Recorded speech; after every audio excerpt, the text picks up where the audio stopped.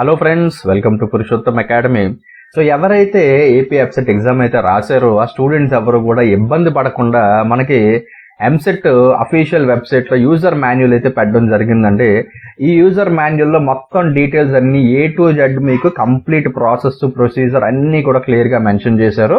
So మీరు ఎవ్వరు కూడా ఇబ్బంది పడాల్సిన అవసరం లేదు. జస్ట్ ఈ యూజర్ మాన్యువల్ ఏతుందో ఇది డౌన్లోడ్ చేసుకుని మీ దగ్గర పెట్టుకోండి. లేదంటే మీకు ఎప్పుడు డౌట్ వస్తుంది జస్ట్ ఇది ఓపెన్ చేసి చూసుకుంటే సరిపోతుంది. ఇక్కడ మీరు చూసినట్టయితే ఇవన్నీ కూడా మనకి అబ్రివేషన్స్ అనమాట. ఈ మాన్యువల్లో యూజ్ చేసిన అబ్రివేషన్స్ అవ్వచ్చు, లేదంటే వెబ్సైట్లో మీకు కనిపించే అబ్రివేషన్స్ అవ్వచ్చు, ఇవన్నీ కూడా మనకి అబ్రివేషన్స్.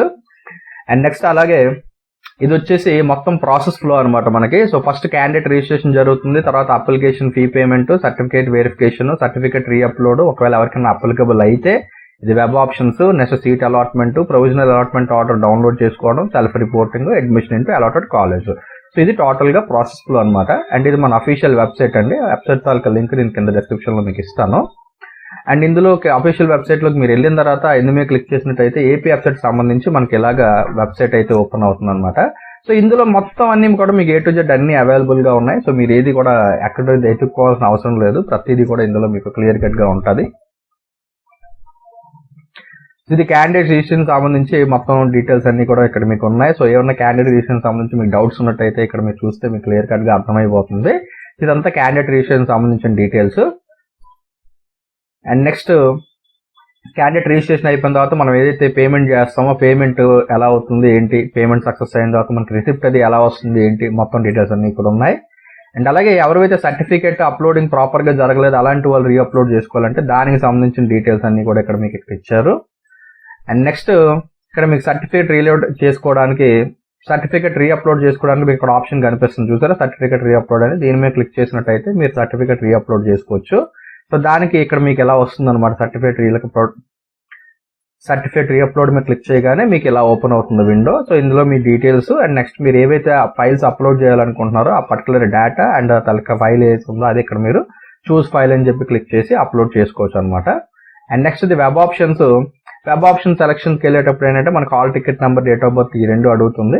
అడిగిన తర్వాత మీ మొబైల్ నెంబర్కి ఓటీపీ వస్తుంది. ఆ ఓటీపీ మీరు ఇక్కడ సబ్మిట్ చేయగానే మనకి ఇలా వెబ్ ఆప్షన్స్కి ఏదైతే ఉందో పేజ్ ఓపెన్ అవుతుంది. సో ఇక్కడ ఏంటంటే మీకు మొత్తం కాలేజీల తాలూకా నేమ్స్ అండ్ అలాగే వాటికి సంబంధించిన డీటెయిల్ అండ్ అలాగే ఏవైతే బ్రాంచెస్ ఉన్నాయో బ్రాంచెస్ ఈ డీటెయిల్స్ అన్ని ఇక్కడ మీకు వస్తుంది అనమాట. ఓకేనా. సో బ్రాంచ్ కోడ్, కాలేజ్ నేము, డిస్ట్రిక్ట్ ఈ మూడు వస్తాయి. సో ఇక్కడ మీరు ప్లస్ కొట్టుకుంటూ వెళ్ళినట్టయితే ఇక్కడ మీకు ఇలా యాడ్ అయిపోతూ ఉంటాయి అనమాట.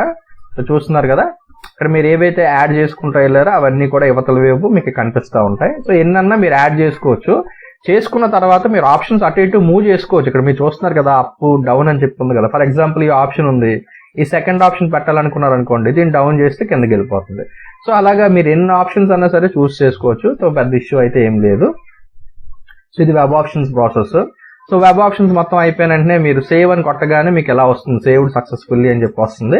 ఎప్పుడు కూడా సేవే చేయండి, ఫ్రీజ్ అనేది ఎప్పుడు చేయకండి. ఓకేనా. ఫ్రీజ్ చేస్తే ఏమవుతుందంటే లాక్ అయిపోద్ది అనమాట మొత్తం.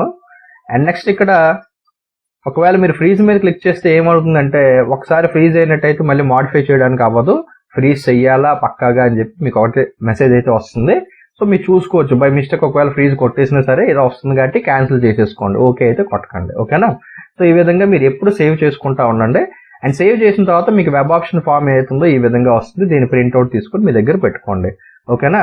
సో ఇది వెబ్ ఆప్షన్ ఫామ్ ఏదైతుందో ప్రింట్అవుట్ తీసుకుంటే మీకు విధంగా కనిపిస్తుంది. Hall ticket number, name and ఎన్నైతే మీరు ఆప్షన్స్ పెట్టారో ఆప్షన్స్ తాలూకా కౌంట్ అండ్ వాటి తాలూకా డీటెయిల్స్ అన్ని కూడా ఈ విధంగా మీకు కనిపిస్తాయి.